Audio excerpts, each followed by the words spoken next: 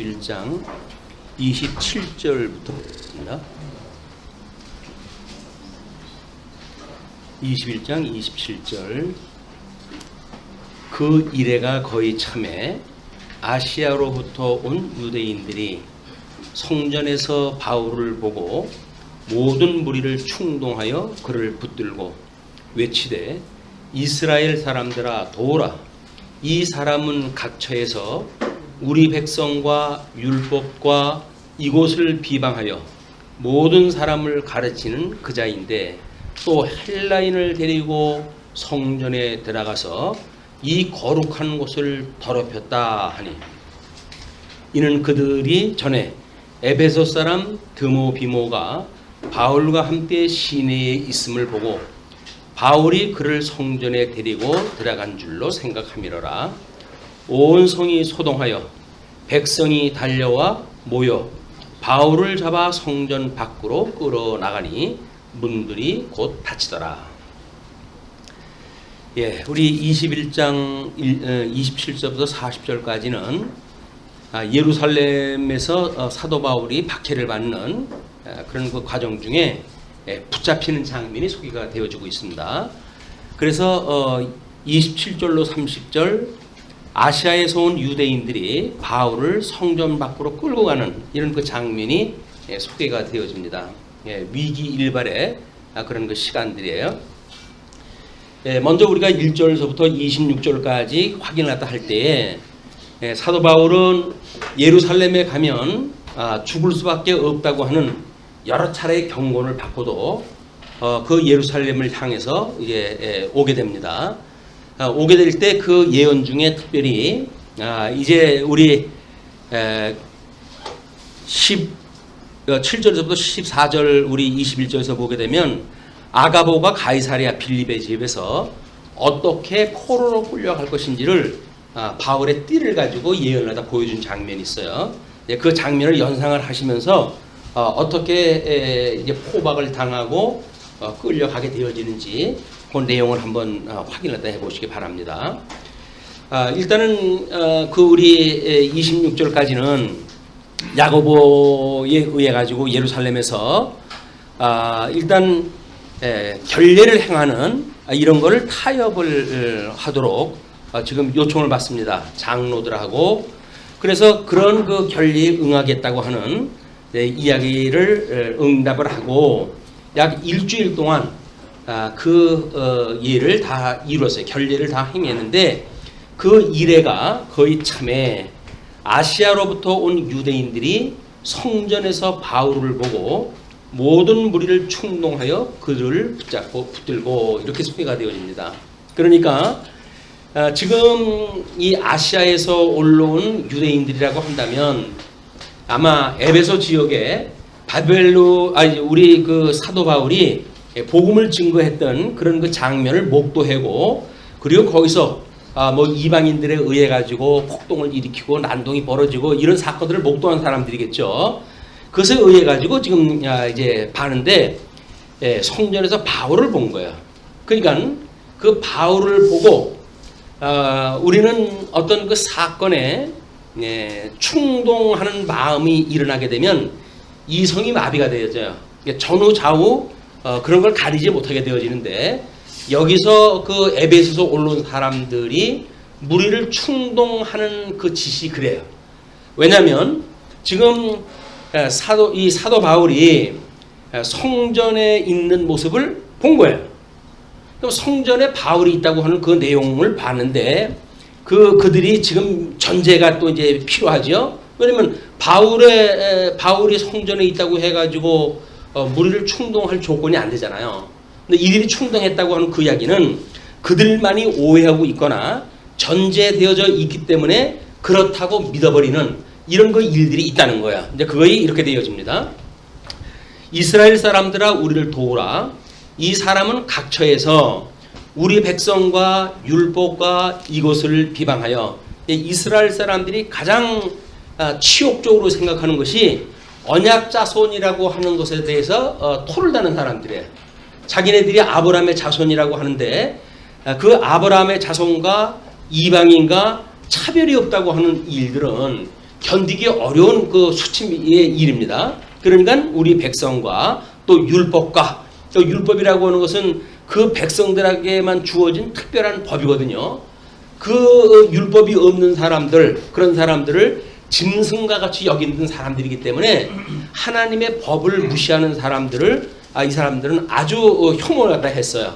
그냥 율법을 이 사도 바울이 복음을 증거하면서 율법에 의해서 구원을 받는 것이 아니라 율법으로 오신 그리스도에 의해서 구원을 받는다? 뭐 그렇게 복음 내용이 됐겠죠. 그러나 이 사람들은 율법을 무시해?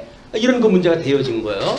그리고 1차 전도 여행 때 끝나고 우리 예루살렘 총에서 결의가 되어진 것이 모든 율법을 다 지킬 수가 없다. 그냥 이방인에게는 이제 4가지 정도의 어떤 덕목을 세워가지고 그 정도만 지키기로 하자. 왜냐하면 그곳에도 유대인들이 있기 때문에 그거를 지나는 이야기를 하게 되면 문제가 발생하기 쉽다. 그러니까 그 정도 어떤 안전선을 갖다 정해가지고 그 정도만 하기로 하자. 뭐 이렇게 총에서 결의가 됐어요. 근데 이제 사도 바울이 아마 그런 그 총에서 결의되어진 걸 무시할 수가 없잖아요. 아마 그런 적정선에서 이방인들한테 복음을 증거했다고 보여집니다. 그러나 유대인들의 입장에서 봤을 적에는 율법을 폐한다고 하는 소리를 듣는 거예요. 우리 예수님이 이제 이 땅에 오셨을 적에도 내가 율법이나 선지를 폐하러 온 줄로 생각지 마라. 이렇게 이야기를 하시거든요. 그냥 율법과 선지를 폐한다는 이야기는 마치 구약 성경에 언약되어진 것을 전부 백지화시키고 그리고 뭔가 새로운 걸로 시작되어진다고 생각하는 사람들이 꽤나 많았어요. 초대 교회 때부터. 그래서 이런 그 오해가 지금도 율법 폐기론자들이 주장을 하는 이야기는 그렇습니다. 심지어 뭐 자유주의 그 신학을 갖다 하는 사람들 중에는 구약 성경 자체를 성경으로 인정을 하지 말자는 거예요. 왜? 예수님이 왔는데 그런 그 신학을 가지고 우리 예수님에 대한 걸 공부를 하면 되지. 구약 성경이 우리 전 민족에게 준 것도 아니고 이스라엘 민족에게 주어진 그 구약 성경을 무엇으로 보느냐. 이렇게 주장하는 사람들이 있어요. 사람들이 무식하면 용감합니다. 그냥 성경이 뭔지를 모르기 때문에 이렇게 이제 자기네들이 현재 알고 있는 또는 필요한 그런 그 부분만 그들의 필요로 여기거나 또 그거를 주장을 다 하기도 해요. 이렇기 때문에 지금 사도 바울이 에베소 지역에서 복음을 증거한 거는 분명히 적정선에 막 그런 그 총에서 결의되어진 그 범주 안에서 복음이 증거되었다고 보여지는데 유대인들은 그렇게 본 게 아니에요. 지금 율법을 무시했다고 좀 주장을 하는 거 아닙니까? 그냥 우리 백성과 율법과 그리고 이곳을 비방하여 이곳이라고 하는 건 성전이에요. 그 성전을 비방하는 거는 이스라엘이 시내산에서 모세가 이제 율법을 받고 법궤를 앞세워 가지고 이스라엘을 이제 요단강을 건너가지 않습니까? 거의 모든 여정이 이 법궤의 여정과 이스라엘 운명이 함께해요. 그러니까 그 역사의 내용만 자세히 보게 되면 이 법궤 또는 법궤를 모셔 있는 성전 이거는 불가침의 성역이에요 이게. 근데 이게 이방인에게 발로 밟혔다라고 하는 그 이야기는 이스라엘 멸망을 이야기하는 겁니다. 그냥 이스라엘 백성들은 만약에 이방인이 성전에 들어왔다고 한다면 이건 목숨 걸고 싸울 일이에요. 이게. 근데 과연 이방인이 들어왔는가에 대한 문제는 확인이 안 돼요. 아니 확인이 안 되는 게 아니라 지금 이들이 오해했다고 하는 걸 성경이 이렇게 이야기를 하고 있는데 왜냐하면 그렇게 하죠. 이곳을 비방하여 그러니까 성전을 비방하여 모든 사람을 가르치는 그자인데 또 헬라인을 데리고 성전에 들어가서 이 거룩한 곳을 더럽혔다 하니 그 사람들이 고발하는 내용이에요. 뭐 고발은 고발하는 사람들의 자유지요. 그거는 이제 그 나중에 어떻게 증거를 보고 이제 그 뭐 사법에서 이루어지는가는 별도의 문제고 고소를 하는 사람 입장에서는 더럽혔다고 좀 고발했다 한 거야. 근데 그 이유를 이렇게 설명합니다. 이는 그들이 전에 에베소 사람 드로비모가 얘는 에베소의 같은 사람들이니까 거기에 살던 사람들이니까 그 도시에서 살고 이 에베소에서 살고 있는 드로비모를 갖다 알아본 거예요. 이제 그 사람이 저 사람이 이방인인데 여기 왜 왔지? 뭐 이렇게 봤겠죠. 근데 사도 바울하고 어찌 이제 동행을 갖다 했을 거 아닙니까? 그런데 바울과 함께 시내에 있음을 보고 바울이 그를 성전에 데리고 들어간 줄로 생각함이러라. 그 이야기는 뭡니까? 그들이 말하는 이 성전을 더럽히고 없이 여기고 했다고는 대전제를 가지고 있는 사람들이기 때문에 시내에서 에베소 사람을 봤어요. 그런데 바울이 지금 그 예루살렘 성에 있으니까, 그 성전에 있으니까 이자가 이방인 그 사람하고 함께 들어왔구나, 이렇게 그냥 매도를 갖다 해버린 거예요. 그래가지고 고발을 다 한 거예요. 그래서 우리가 어떤 그 큰 일을 당하게 되면 좀 생각을 정리를 갖다 해가지고 하나 둘 셋 뭐 10가지 세우기가 좀 힘드시다고 한다면 5가지는 세우면 실수를 줄일 수 있다고들 그래요. 침착하게 이 사안이 무슨 사안이냐, 이 벌어진 게 지금 무슨 일이냐라고 하는 거를 자초지종에 대한 걸 대충 살피고 이야기가 진행이 되지, 그렇지 아니하면 우리는 내가 생각하고 있는 선입견을 가지고 상대방을 저주하거나 매도하거나 또는 이런 그 일들이 만들어지는 거예요. 정죄를 갖다 하는. 그렇기 때문에 이런 교회에서의 문제가 아닙니다. 어디에서든지 우리가 예수를 그리스도로 믿는 성도들이 어떻게 그런 사안을 접근하는가라고 하는 것은 매우 신사적이어야 돼요. 신사적이라고 하는 것은 감정의 충동에 의해서 되어지는 것이 아니라 이성적 사려 또는 판단 이런 것들이 선결돼야 된다. 감정대로 하는 거는 이성이 없는 짐승이 하는 일들 아니겠어요. 그러니까는 우리가 적어도 그리스도로 새로운 피조물이 되어졌다고 하니까 그런 그 일들을 충동심에 의해 가지고 속단하거나 이렇게 하는 것이 아니라 그 사태를 파악을 하고, 그리고 이제 그거를 우리가 성경적인 어떤 그 하나님의 뜻을 분별하고, 그리고 일이 진행이 돼야 그게 소위 말하는 영적 예배란 말이에요. 근데 그 영적 예배가 안 되는 이야기는 전부 충동적이거나 감정적이거나 이런 데 치우쳤기 때문에 나타나는 현상들이에요. 그러니까 그렇게 그 사람들이 그를 성전에 데리고 들어간 줄로 생각함이라라. 그냥 생각만 그렇게 했어요. 사실은 그렇지가 않아요. 이게 이제 오해지요. 그러니까 온 성이 소동하여 백성이 달려와 모여 바울을 잡아 성전 밖으로 끌어나가니 문들이 곧 닫히더라. 여기서도 이제 어떤 사건에 그들이 그랬다고 한다면 적어도 드로비모라고 하는 사람을 함께 찾아가지고 함께 끌고 나와야 될 거 아니겠어요. 근데 그런 사건은 기록이 안 돼 있어요. 사도 바울만 그렇게 하고 이제 그 성문을 그 성전문을 갖다 닫습니다. 그 이야기는 더 이상 더럽히는 것이 없게 하고 그 안에는 지금 끊임없이 많은 사람들이 예배를 드리고 제사를 드리고 있는 일들이 진행이 되어지기 때문에 그런 소동을 갖다 하는 일들을 바깥에서 처리하려고 지금 성전을 갖다 문을 닫아버린 거예요. 그렇게 되어지니까 이제 31절서부터 36절 보시게 되면 천부장이 포행 가운데 바울을 영문 안으로 피신케 하는 장면이 소개가 되어집니다. 자, 때는 오순절이라고 그랬어요. 오순절이라고 한다면 수많은 사람들이 지금 예루살렘 성전에 모여져 있고 그리고 로마 제국은 그들의 명절에 어떤 일들이 발생이 될 것을 염려해 가지고 요즘 그 계엄령 문제 때문에 세상이 시끄러운데 이 계엄령 상태에 이때가 군인들이 주시주의하고, 그래서 어떤 밀란이 일어나는 것을 미리 막기 위해 가지고 처처에 포토를 세우고 이런 거 일이기 때문에 지금 31절에 소개되어지는 그들이 그를 죽이려 할 때에 온 예루살렘이 요란하다는 소문이 군대의 천부장에게 들림에, 그 천부장은 예루살렘 일대를 이제 그건 모든 그 비상 문제를 이제 책임을 갖다 져야 될 그런 그 군대장의 천부장이기 때문에, 그런데 그가 급히 군인들과 백부장들을 하는 걸 보니까 백부장은 수하에 100여 명 거닐고 있는 그 장군인데 거기에 백부장들을 하는 걸로 보니까는 2명 이상일 거 아니겠어요. 그냥 적어도 200명 이상의 군인들과 백부장이 파견된 거예요. 그쪽에 이제 급히 파견이 됐죠. 그리고 거느리고 달려 내려가니 그들이 천부장과 군인들을 보고 바울 치기를 그치는지라. 왜냐면 이게 위법이거든요.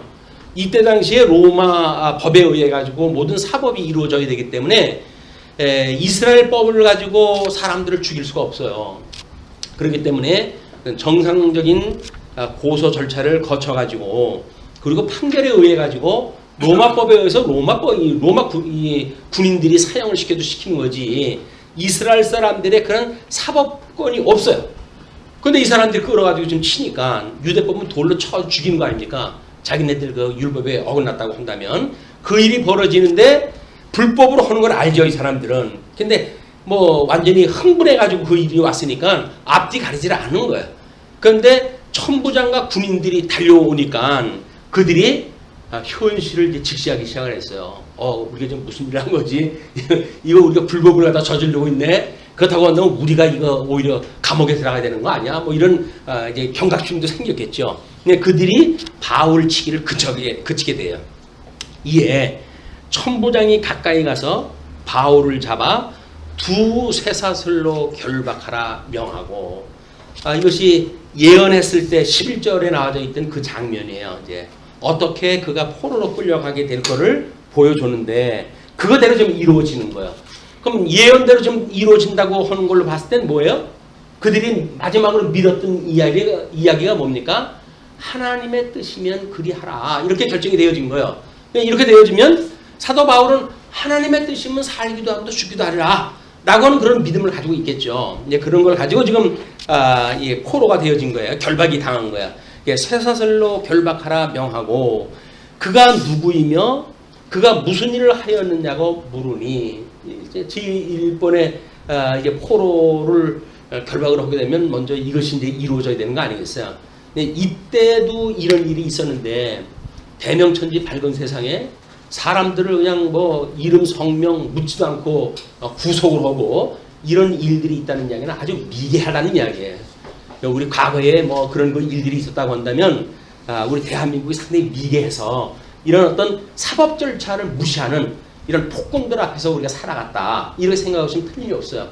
이 로마 제국이 지금부터 2000년 전인데 이때도 사법 절차가 이렇게 지켜졌던 거예요. 그러니까 그런 말로 해가지고 무슨 일이 했느냐라고 물으니까 일단 고소를 갖다 한 사람들이 대답을 갖다 해야 되지 않겠어요? 무리 가운데서 어떤 이는 이런 말로 어떤 이는 저런 말로 소리치거늘 천부장이 소동으로 말미암아 진상을 알 수 없어 그를 영내로 데려가라 명하니라. 고소자가 뭐 두세 명의 증인이 정식으로 고발을 갖다 하고 이래서 재판이 돼야 되니까 그러니까 많은 사람들이 소란한 가운데 판결을 할 수가 없는 거예요. 그러니까는 그를 영내로 데리고 들어가라. 성전 옆에 그 예루살렘을 총괄하는 그런 게 보안사령부처럼 그런 게 있었던 거예요. 거기가. 근데 거기에 데리고 들어가라 그런 그 이야기거든요. 그러니까 그 바울이 층대에 이를 때에 무리의 폭행으로 말미암아 군사들에게 들려가니 악이 받친 거예요. 우리가 지금 정죄를 갖다 하는데 우리말을 무시하고 그를 안전한 장소로 데리고 들어간다 라고 하니까는 비상사태가 이제 발생이 된 거예요. 그들이 이게 바울을 치기 시작을 하고 폭동을 갖다 이제 더 심각하게 이제 일어난 거죠. 그러니까 군사들이 그를 들어가지고 온 게 들어가지고 뭐 옛날에 우리 손가마 탄다고 그러잖아요. 깍지 껴가지고 가마 태워주고 가고 그러잖아요. 얘는 사도 바울의 피할 길을 주시는 하나님은 완전 무장한 군인들이 들어가지고 호송을 갖다 할 정도의 지금 안전한 포로길의 그 여행 중에 있는 거예요. 이거는 로마 본격적인 로마 여행에 가서도 마찬가지입니다. 뭐 배가 파손이 되건 뭐 어떻게 됐든 간에 그 사도 바울이 그렇게 가고 싶어 했던 로마 그 로마를 포로의 몸으로 그가 끌려감으로 해가지고 세상 어떠한 그 사람들보다 가장 안전한 보호를 받으면서 우리 로마까지 가게 돼요. 근데 우리는 로마까지 가느냐 안 가느냐에 대한 문제가 아니라 어떤 신세로 가느냐가 우리의 관건 아니겠습니까? 그냥 우리는 늘 과정이라든지 수단에 우리가 관심이 있는 거야. 예루살렘만 가면 되는 거 아니겠어요? 그것도 아주 급격한 보호를 받아가지고 최고의 보호를 받으면서 로마까지 여행을 가면 되는 거 아니겠어요? 근데 우리는 꽃가마를 타고 가느냐 흙길을 가느냐 뭐 이것 때문에 이제 관심이 있으니까 이걸 실패로 보는 거야. 그냥 하나님 주의 일을 갖다 하는데 이렇게 하실 수가 있습니까? 근데 아마 사도 바울은 그 일을 보고 하나님이 나를 이렇게 도우시는구나 하고 하나님 앞에 감사 기도를 왔다 하면서 로마 군인들한테 들려 들어가지 않았을까 상상을 해보게 됩니다. 왜 그것이 하나님께서 섭리하시는 걸 깨달은 사람들의 이야기니까. 그러니까 이는 백성의 무리가 그를 없이 하자고 외치며 따라가미라라. 이제 로마법에 의해서 되어지게 되면 저게 어떻게 될지 모르잖아요. 이걸 우리 목전에서 저걸 죽여야 되는데, 그러니까는 또 이게 군중 심리라는 게 그렇습니다. 군중 심리는 앞뒤를 안 가려요. 그리고 용기 없는 사람들도 여기서 큰 소리를 갖다 칩니다. 왜? 책임이 자기한테로만 돌아오질 않거든요. 숨어가지고 하는 사람들이, 용기 있게 이야기하는 사람들이 군중에 숨어가지고 하는 사람들이에요.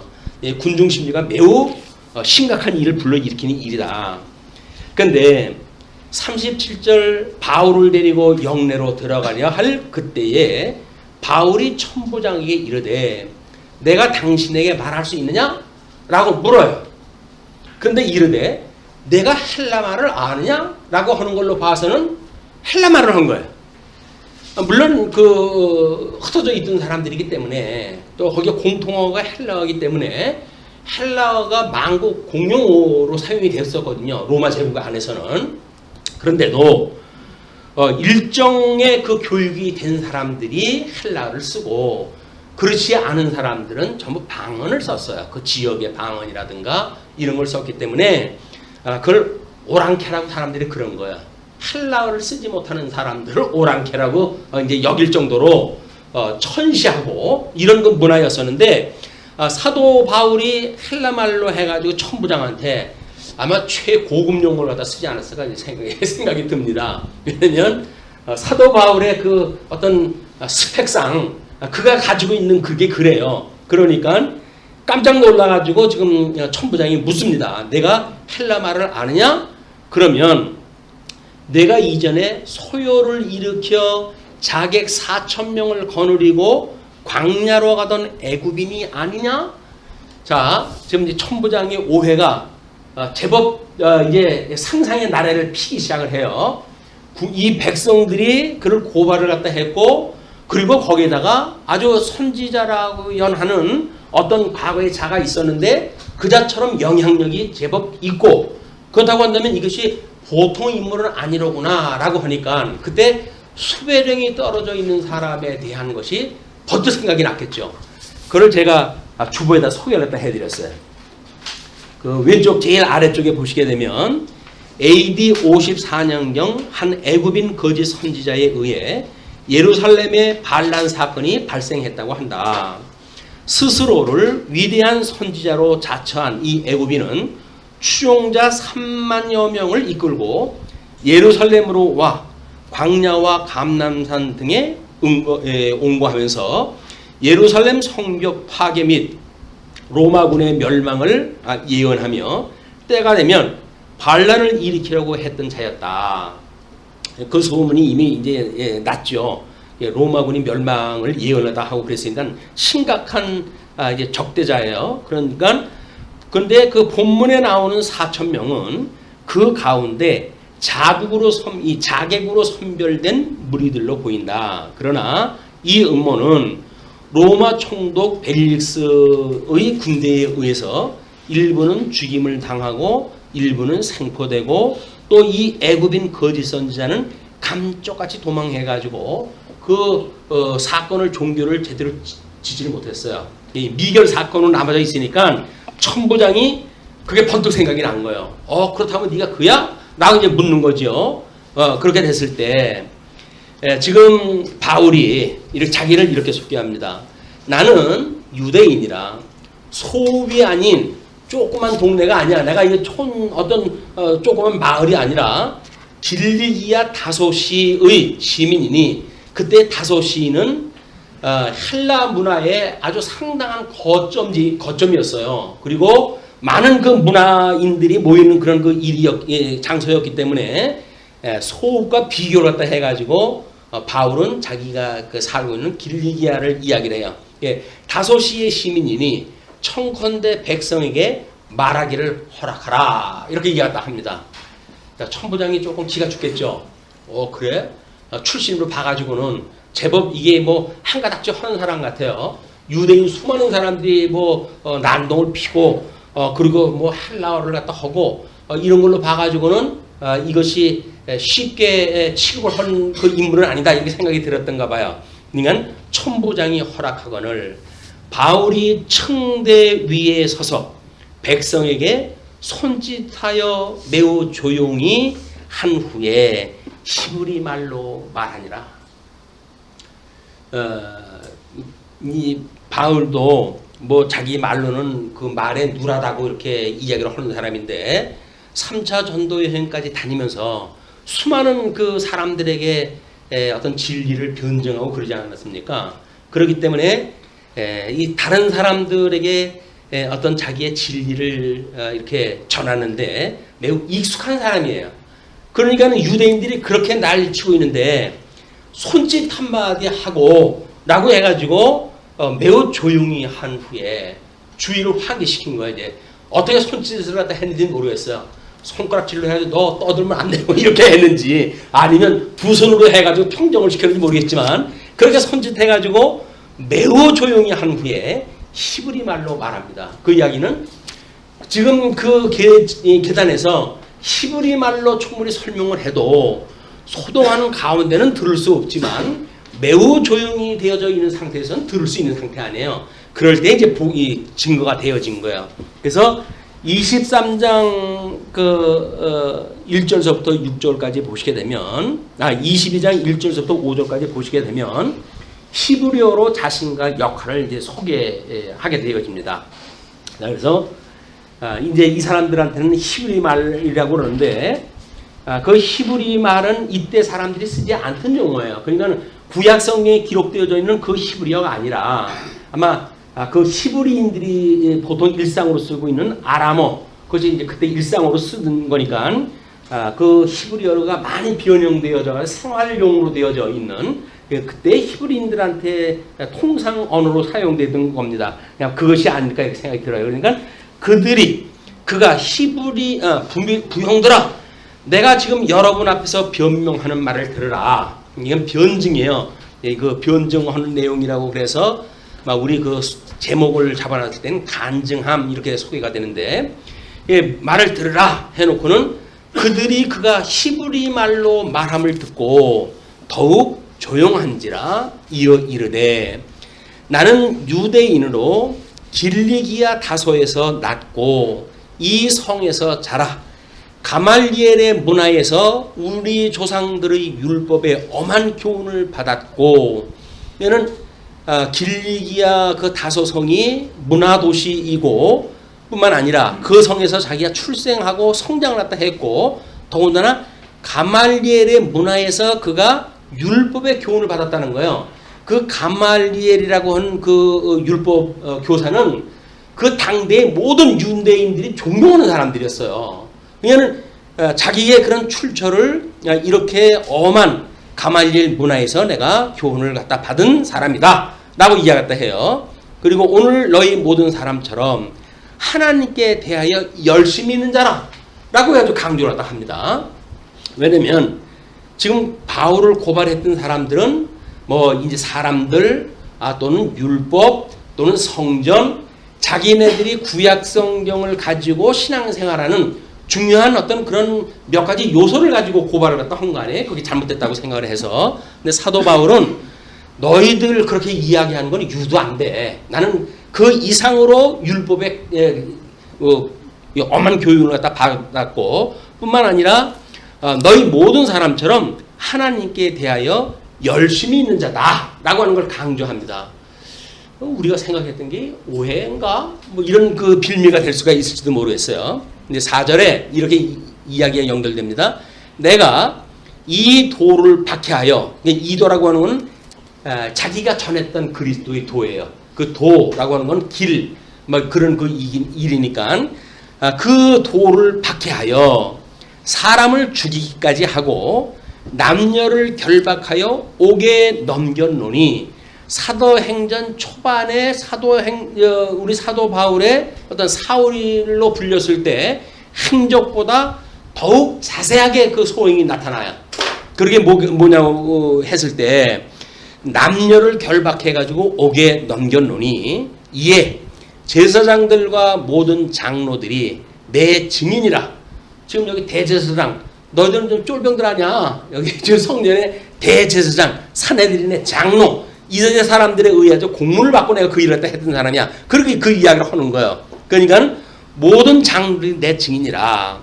또 내가 그들에게서 다메섹 형제들에게 가는 공문을 받아 가지고 거기 있는 자들도 결박하여 예루살렘으로 끌어다가 형벌받게 하려고 가더니, 여기까지가 회심하기 전까지의 일이에요.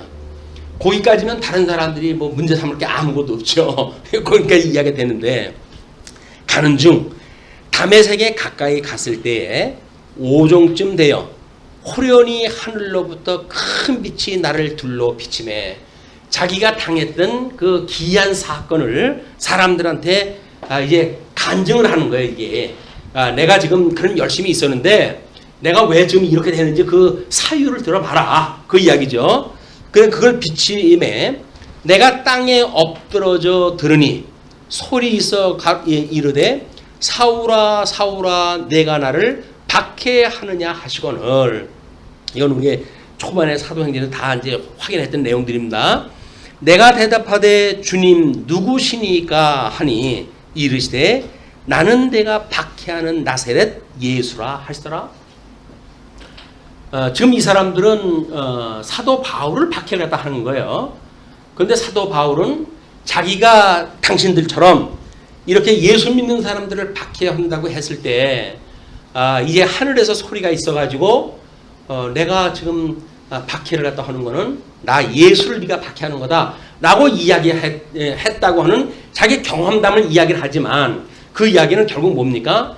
당신들은 메시아의 몸된 교회를 핍박하는 거야 라고 하는 걸 간접적으로 이야기하는 거죠. 그러면서 나와 함께 있는 사람들이 빛은 보면서도 나에게 말씀하시는 이의 소리는 듣지 못하더라. 우리가 계시의 세계라고 하는 것을 봤을 때 현실 역사를 특별 계시로 기록했다 했잖아요. 그런데 특별 계시로 보여줬던 사건이 믿지 않는 자들에게는 이렇게 들리지 않기도 해요. 믿는 자에게는 들리기도 하고 믿지 않는 자에게는 들리지 않기도 하는 것이 특별 계시의 사건이란 말이에요. 그걸 가지고 성경에 기록되어졌기 때문에 우리는 성경의 내용을 오해를 하게 되면 마치 성경에 기록되어져 있는 걸 누구나 보면 안다고 착각을 해요. 근데 그렇지 않습니다. 하나님께서 은혜로 우리 듣게 하고 깨닫게 하고 믿게 해야 이걸 알 수가 있는 거예요. 그렇기 때문에 그 나와 함께 있는 사람들은 빛을 보면서도 나에게 말씀하시는 이의 소리는 듣지 못하더라. 내가 이르되 주님 무엇을 하리이까? 주께서 이르시되 일어나 다메섹으로 들어가라. 내가 해야 할 모든 것을 거기서 누가 이르리라 하시거늘. 나는 그 빛의 광채로 말미암아 볼 수 없게 되었으므로 나와 함께 있는 사람들의 손에 끌려 다메섹에 들어갔노라. 이미 자기는 큰 빛이 비쳤는데 그 빛 가운데 그냥 그 빛이 밝은 빛만이 아니에요. 자기 눈이 볼 수 없도록 역사하는 그런 그 막강한 힘이 돼가지고 앞을 볼 수가 없게 되었다. 그걸 이야기를 하는 겁니다. 그러면서 다메섹에 들어갔다. 율법에 따라 경건한 사람으로 거기 사는 모든 유대인들에게 칭찬을 듣는 아나니아라 하는 이가, 그냥 자기가 거기서 자기를 맞이했던 아나니아라고 하는 사람을 소개하는데, 그 아나니아라고 하는 사람이 경건한 사람이에요. 뿐만 아니라 모든 유대인들의 칭찬을 듣는 사람이에요. 그 사람이 지금 사도 바울을 맞이를 갖다 했고요. 그리고 내게 와 곁에 서서 말하되 형제 사울아 다시 보라 하거늘 즉시 그를 쳐다보았노라. 그 표적적인 사건이 일어났다는 거예요. 유대인들이 존경하고 있는 그 아나니아에 의해 가지고 내가 형제라고 하는 지칭을 듣고 그리고 그러하여금 보라 함에 자기가 그 볼 수 있도록 되어졌다. 그 이야기는 뭡니까? 자기를 맞이해서 이렇게 볼 수 있게끔 한 사람들이 모든 유대인들에게 칭찬을 듣는 사람이었다는 거예요. 이제 거기다 포커스를 맞춰주는 겁니다. 그러면서 그가 또 이르되 우리 조상들의 하나님이 너를 택하여 너로 하여금 자기 뜻을 알게 하시며 여기서부터 인식의 원리가 소개가 되어져요. 그러니까는 조상들의 하나님, 이제 그 사람들은 이제 자기 백성들에 대한 것을 가지고 문제를 삼았다고 그랬잖아요. 그 백성들의 조상이 아브라함입니다. 열조와의 그 언약으로 인해 가지고 만들어진 이스라엘 백성들이기 때문에 조상들의 하나님이 너를 택하여 너로 하여금 자기 뜻을 알게 하시며 지금 사도 바울은 이상한 그런 것은 표적적인 사건에 휘둘려져 있었는데 그 사건의 해석을 갖다 해주는 사람의 입장에 보게 되면 조상들의 하나님, 우리 구약 성경에서 그렇게 너희들이 사모하고 또는 그를 경외하기를 위해서 평생 온 몸을 갖다 바치는 너희들의 그런 그 하나님이 이제 너에게 그렇게 이야기했다는 거예요. 자기의 뜻을 알게 하셨다. 그러면 이제 지금 고발하는 사람들은 자기의 뜻을 모르는 사람들, 하나님의 뜻을 모르는 사람들이 하나님의 뜻을 아는 사람을 지금 고발하게 되어진 거 아닙니까? 그 내용을 쭉 소개하다 하는 거예요. 초반에 없었던 구체적인 이야기가 나오는 것은 이렇게 그 앞에서 있었을 때의 어떤 설명 방식하고 지금 포로로 끌려가서 어떤 지금 상당히 위험한 그런 그 지경에 있었을 때에 이 소개되어진 내용하고 다를 수가 있다는 거예요. 성경이 앞뒤가 뭐 맞질 않는다 이렇게 이야기하는 사람들하고는 말을 섞지 마세요. 그 사람들은 꼭 한 가지 예가 똑같이 어디든지 적용되어야 된다고 생각이 드니까. 근데 그렇지는 않습니다. 다 필요에 따라서 상황에 따라서 우리가 이렇게 하나님께서 내재적으로 주었던 우리들의 의지 상황에 따라 가지고 어떻게 하나님께서 깨달았게 하는 마음을 가지고 하게 하시는가 라는 걸로 살아가지 기계처럼 그렇게 되질 않아요. 그러니까 기계처럼 되어진다고 한다면 우리 AI처럼 모든 이 종교 생활도 기독교 이 교회도 그걸로 가능해요. 성경 인력 다 해놓고 그걸로 풀어보면 다 나올 거 아닙니까? 그렇게 되면 문자주의가 갖는 오해가 그대로 이제 드러날 거예요. 그걸로는 안 돼요. 상황에 따라서 그 설명이 다르기 때문에 그렇습니다. 요거는 기계가 감지를 못해요. 적어도 기계 음치보다는 난 그래도 이덕성이니까 이걸 알게 된 거지. 기계 덩어리 이걸 그게 안 돼요. 아무리 지금 뭐 5G니 뭐니 해가지고 첨단 그 정보 사회를 산다고 하더라도 될 수가 없는 거예요. 이거는 해우의 사건이기 때문에 그렇습니다. 우리가 바라보는 세계, 믿음은 바라보는 것들의 실상이고 보지 못하는 것들의 증거라고 그러지 않았어요.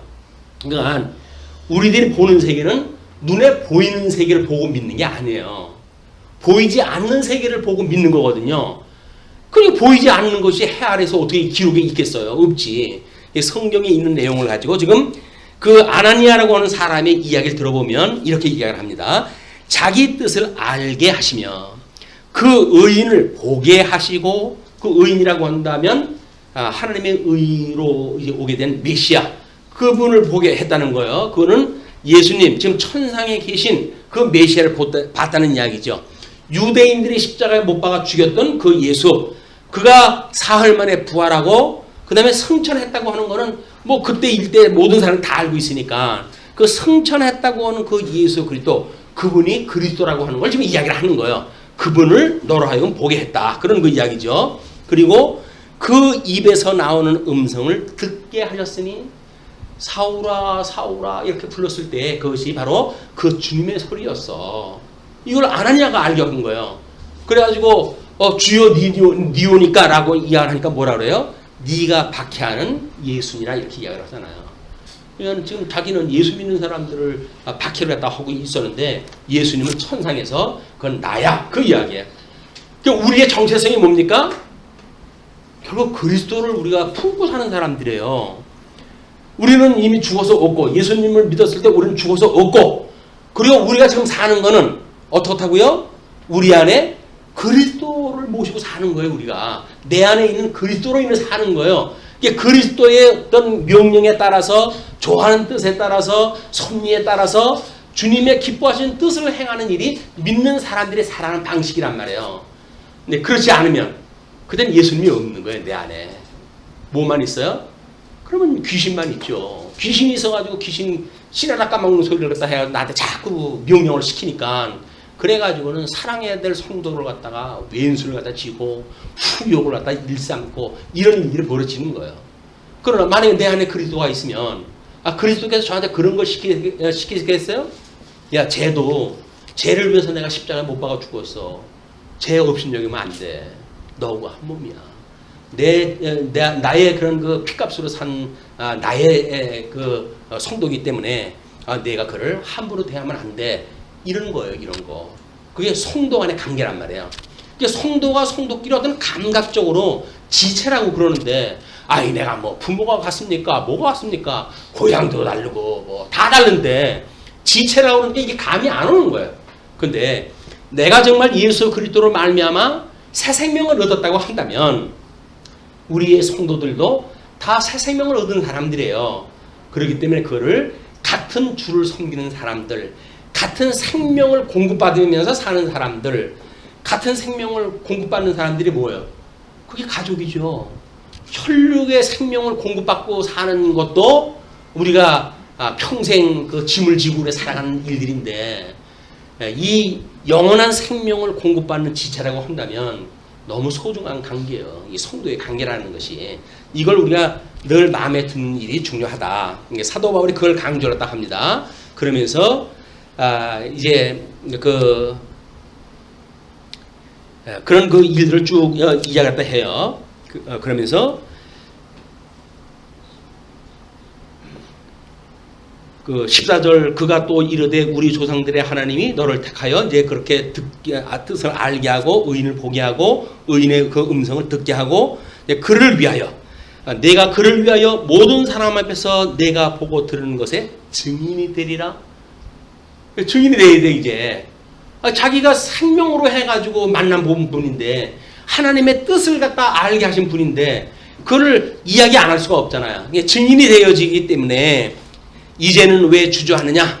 일어나 주의 이름을 불러 세례를 받고 너의 죄를 씻으라 하더라. 이게 그 아나니아가 그 세례를 갖다 받으라는 거예요. 그러니까 그리고 너의 죄를 씻으라는 이야기예요. 이게 뭡니까? 세례를 받았다고 하는 우리들의 이야기입니다. 예수 그리스도와 세례를 받았다는 이야기는 한마디로 우리는 영과 육으로 되어져 있는 인생 아닙니까? 이 영과 육으로 되어져 있는 인생이야. 하나님께 우리 마음을 지어가지고 이걸 우리가 이제 타락되어져 있는 사람은 이 영이 죽어져 있었는데 예수 그리스도로 말미암아 중생되어졌다고 이렇게 이야기를 했잖아요. 거듭났단 말이에요. 예수님으로 더불어서 거듭났어요. 이걸 우리가 중생이라고 이렇게 이야기를 하는 거예요. 이 중생인은 이 영은 중생해가지고 성령의 이끌림을 받고 이 육신은 아직도 사망 권세 아래 있는 이 사단의 권세 아래 놓여져 있는 거예요. 그러면 이 두 가지 요소가 있다고 하는 걸 우리가 차별을 갖다 해서 우리 인식을 갖다 해야 우리가 뭐 말할 수 없는 죄인이었을 때 심지어 우리가 죽었을 때 나를 살리셨다라고 하는 그 이야기가 중생되어진 우리의 정체성이란 말이에요. 성령의 이끌림을 받으면 우리들의 정체성은 하나님의 사람으로서 열매를 맺게 되어지는 거예요. 여기서. 그러나 우리 성령의 감동을 입지 않고 하나님의 말씀이 생각이 나지 않으면 우리는 육신의 소욕을 따라가지고 사단의 명령을 따라가지고 열매를 맺게 되어지는 겁니다. 그것이 성령의 열매, 육체의 열매 이렇게 되어지는 거예요. 이런 열매를 만들 수밖에 없는 건데 지금 사도 바울은 죽었던 사람이에요. 근데 이제 아나니아의 이야기를 듣게 되면 하늘에 하나님이 너를 불러가지고 보게 했다는 거예요. 하나님을 보게 했어요.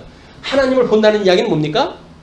이미 하나님과 원수가 되어져 가지고 하나님은 볼 수가 없는 것. 이게 죽어져 있는 상태예요. 그러니까 우리가 이 죽어져 있다고 하는 그 이야기는 살아있는 하나님을 볼 수가 없는 상태거든요. 우리가 성경을 통해 가지고 하나님을 깨닫고 하나님이 이런 분이야. 우리가 어저께 뭐 말씀이라고는 특강도 했지만 그 삼위일체 하나님이 말씀이에요. 말씀. 우리는 성경 공부했을 때 역사 이야기로 끝나면 안 돼요.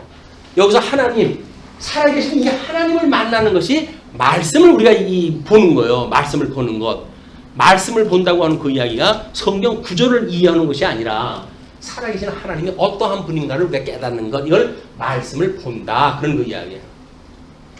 예배를 보는 것도 마찬가지입니다. 예배를 보는 것이 여기서 이 목사 강론하는 거 그냥 구경하고 계신 게 아니에요. 예배 보는 게 뭡니까? 하나님이 어떠한 분인가를 우리가 듣고 보고 하는 거예요. 영적인 분이니까 우리는 이 강론을 통해 들으면 살아계신 하나님 보게 되죠. 좀 성령의 감동으로 해가지고 죽었던 사도 바울이 하나님을 만나게 되어지는 이런 극적인 장면을 지금 우리가 보고 있잖아요. 그러니까 사도 바울이 좀 그 일을 보게 되어진 것, 의인을 보게 되어진 것, 이게 하나님의 의로우신 분이에요. 이분이 그들이 율법을 가지고 너희들은 율법을 이렇게 무시하고 그랬지 이렇게 이야기를 했는데 사도 바울은 하나님께서 일찍이 그 조상들의 이야기했던 율법, 그 율법이 뭔지를 알게 되어진 거란 말이에요. 왜? 예수님의 의인으로 오셨으니까 이 의인을 보고 그리고 의인을 봤으니까 이제 새로운 피조물이 되어진 거 아니에요. 여기서 영생을 얻었어요. 이미 영생을 얻었고 새로운 피조물이 되어졌기 때문에 새로운 피조물로서의 이 삶의 이 내용이 뭐냐? 이것이 결국은 증인의 삶이다. 증인. 우리는 예수를 그리스도로 증거하는 그게 우리 삶이에요. 직장 생활을 하면서 예수가 그리스도랍니다. 라고 하는 거를 뭐 때로는 말로, 때로는 뭐 몸짓으로, 때로는 우리가 어떤 그런 업무의 내용을 가지고 이걸 보여주는 거예요. 저분이 예수 믿는 분이래. 그래요? 뭐 달라도 다르네. 이런 게 보이게 되면 틀림없어요. 이 증인의 삶이. 근데 이 증인이라고 이야기를 하면서 세상에 온통 그 나쁜 짓 하고 그리고 나는 구원받았기 때문에 문제가 없어 라고 하는 구원파라든지 이런 사람들은 나쁜 사람들이에요. 예수를 믿고 그렇게 살 수가 없어요. 예수를 믿는 사람이 난 구원받았기 때문에 어떻게든 상관없어 이러는 사람들은 구원받은 사람들이 아니에요. 우리 구원이라고 하는 건 뭐예요? 영원한 거 아니에요? 영원한 거. 영원한 것이 다시 죽은 대로 내려갈 수가 있을까요? 아닌 거예요.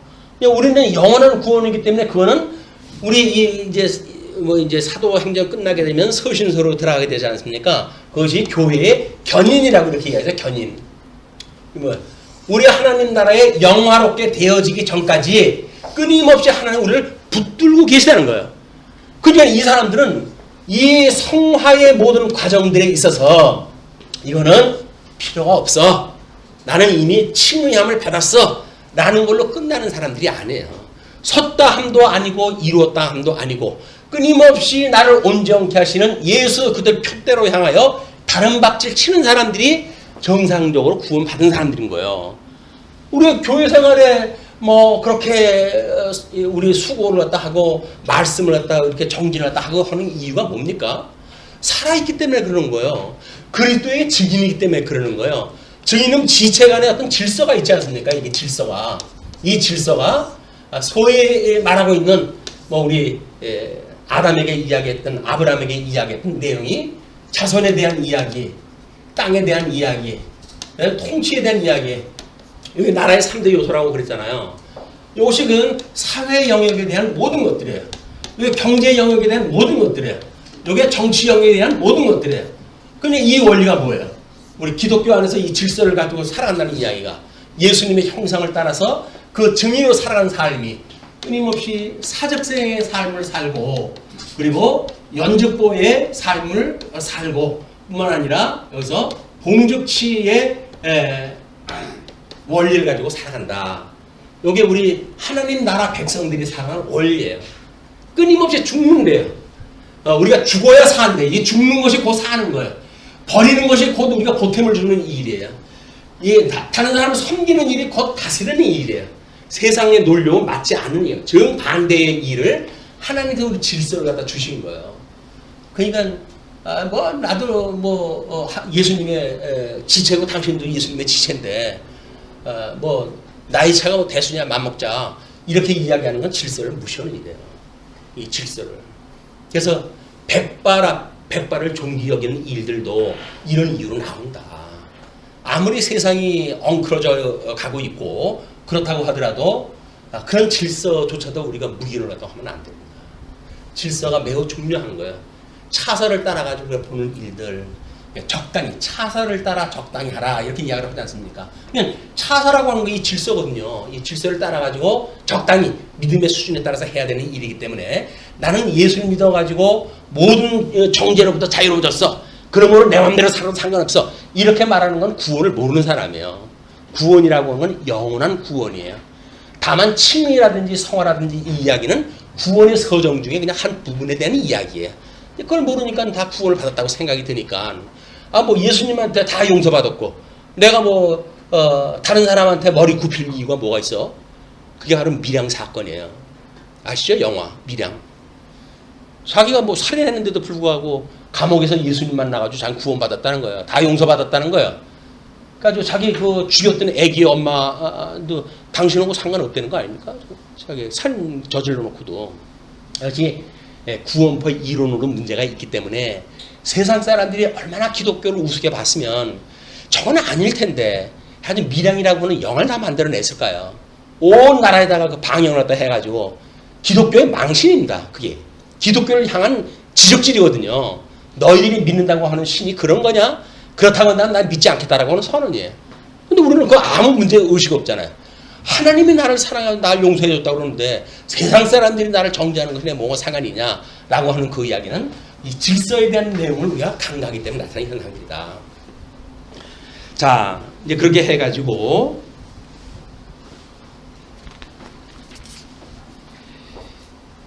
그 후에 세례를 불러받고 세례를 받는 거는 우리가 이 예수 그리스도와 함께 죽고 이 예수와 함께 죽고 그리고 예수 그리스도와 함께 우리가 살아나고 그 이야기예요.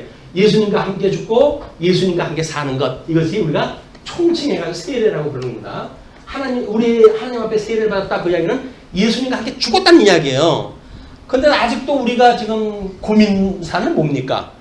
영적인 고민사는 별로 없어요. 다 여기 고민사예요. 죽었다면요. 근데 안 죽었으니까 조금만 뭐 비일 갖다 건드려도 그냥 성질이 나는 거예요. 이게 죽었는데 당신은 세례받을 때 예수님과 함께 죽은 거예요. 죽어야 이것이 모든 그 율법의 저주로부터 노임을 받는 거거든요. 그걸 뭐라고 그럽니까? 이걸 자유를 얻는다 그 이야기예요.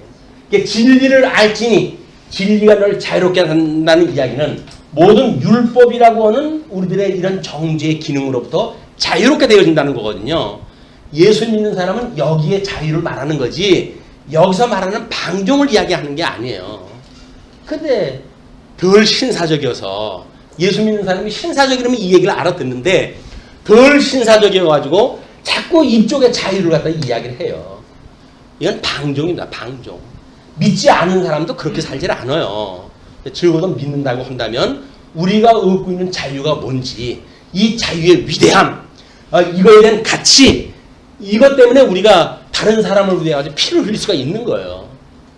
근데 여기서 내 자유를 위해 다른 사람한테 오히려 피 흘리게 만들고 이거는 예수 믿는 사람들이 하는 일이 아니다. 자 그렇게 이제 하고 그 17절에 후에 내가 예루살렘으로 돌아와서 성전에서 기도할 때에 황홀한 중에 봄에 주께서 내게 말씀하시되 속히 예루살렘으로 나가라. 이때 주께서 지금 직접 말씀하시는 것은 특별 계시 기간이기 때문에 그러는 겁니다. 이 성서가 성경이 완성되어지기 전까지 이때까지는 주님께서 직접 말씀을 주셔야 돼요. 왜냐면 예수님이 오신 그 이후에 그 이전의 내용이 다 뭡니까? 거기에 그 로마서 16장 25절 말씀을 그 주보 위에다 올려드렸죠. 나의 복음과 예수 그리스도를 전파함은 영세전부터 감추어져 있다가 이제는 나타나신 바 되었으며 영원하신 하나님의 명을 따라 선지자들의 글로 말미암아 모든 민족이 믿어 순종하게 하시려고 알게 하신 바 그 신비의 계시를 따라 된 것이니 이 복음으로 너희를 능히 경고하게 하실 지혜로우신 하나님께 예수 그리스도로 말미암아 영광이 세세 무궁하도록 있을지어다. 이렇게 이야기하잖아요. 감춰져 있던 비밀이에요. 그분이 지금 육신을 입고 이 땅에 오신 거예요. 그러니까 지금 이 예수님이 나타난 사건은 이건 전 우주적인 그런 그 사건이에요. 그걸 뛰어넘는 사건이에요. 이런 그 사건이기 때문에 이제 황홀한 중에 예수님께서 나한테 말씀하실 때 그 이야기는 특별 계시 기간이기 때문에 그렇다. 지금도 이제 강론자의 말씀을 듣고 내가 하나님의 말씀을 들었다든지 또는 뭐 우리가 뭐 이 예언을 갖다 듣고는 지금 하나님의 말씀을 들었다든지 그런 표현은 조심하셔야 돼요. 그거는 그냥 하나님의 뜻이 무엇인가를 분별할 수 있도록 우리들한테 이러이러한 현상을 주셨어 이렇게 설명했다 해야지 그거가 곧 하나님의 말씀이라고 한다면 안 됩니다. 왜? 하나님의 말씀은 삼위일체 하나님에 대한 이야기 때문에 그래요. 야, 내가 말하기를 주님 내가 주를 믿는 사람들을 가두고 또 각 회당에서 때리고 또 주의 증인 스데반이 피를 흘릴 때에 내가 곁에 서서 찬송하고 그 죽이는 사람들의 옷을 지킨 줄 그들도 아나이다. 스데반 집사가 이제 뭐 순교를 당할 때 그 옆에 있었으니까 그리고 가표를 던졌다고 했으니까 그런 걸 다 이야기를 해요. 그러면서 이제 21절서부터 21절에 이렇게 이야기합니다. 나더러 또 이르시되 떠나가라. 내가 너를 멀리 이방인에게로 보내리라 하셨느니라. 지금 21절에 이방인으로 보내겠다고 하는 것을 주님께서 나한테 명령을 하셨다는 거예요. 그래가지고 1차, 2차 전도 여행 때 비로소 발에 자기의 그 복음을 듣지 않는 유대인들에게 신발의 발을 털고 그리고 이방인으로 향하게노라 선언을 갖다 하죠. 이방인의 사도로 이제 본격적인 사역이 시작되어진 거예요. 그러니까 내가 에베소에서 복음을 증거한 것도 너희에게 앞에 내가 쭉 이야기한 것처럼 그런 이유 때문에 그렇게 되어진 거야. 너희들이 무슨 이방인을 데리고 율법을 어겼다든지 또는 언약 자손들을 갖다 없이 여겼다든지 이런 일들은 너희들의 오해다. 라고 하는 걸 충분히 지금 설명하다 한 겁니다. 자, 이렇게 이제 22절로부터 29절 보시게 되면 소란의 책임에 대해 로마 시민권은 위기를 모면하는 사건이 벌어지는데 이 사건을 소개하기에는 시간이 조금 좀 모자랄 것 같아요. 그래서 20절까지만 하고 일찍 마치겠습니다.